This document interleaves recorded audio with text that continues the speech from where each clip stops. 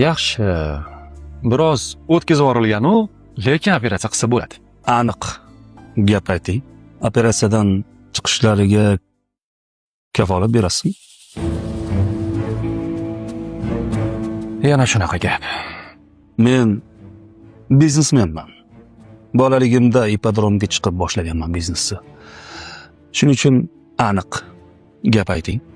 Har holda tekinga qilmaysiz operatsiyani. Men shifokorman. Sehrgar emasman.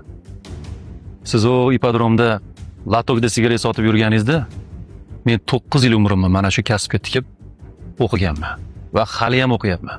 Bir gap aytaymi? Hozir men falonchiman yoki sen falonchisan deydigan payt emas. Hozir masala onangizning sog'lig'i. Qaynanam.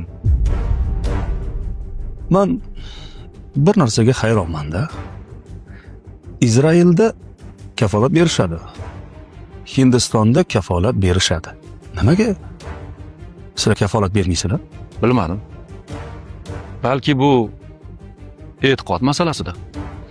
Oxirgi paytlarda sizlar qilayotgan operatsiyalardan chiqmayotganlar ko'payib ketmayaptimi?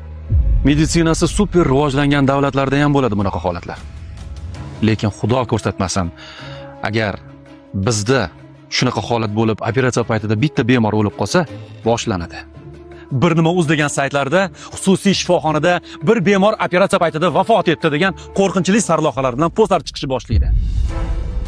Blogeri ham, qiziqchisi ham, masxaravozi, lo'ttivozi ham mana shu gapni chaynaydi. Bitta o'limni gapiradi.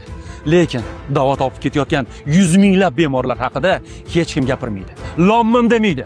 Короче, men O'zbekistondagi shifokorlarga ishonmayman. Oyi, men to'g'risi bular qilgan operatsiyaga pul to'lamoqchi emasman. Ha, bo'lmaysiz. Keyingi yil bir vaqtim bo'lganda Hindistonga ham olib borib davolatib kelaman.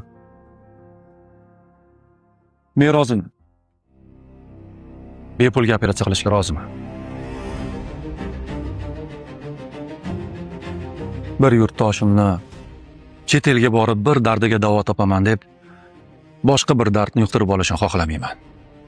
Keyin bular sizni kuyovingiz bo'lsa, men o'g'lingizman.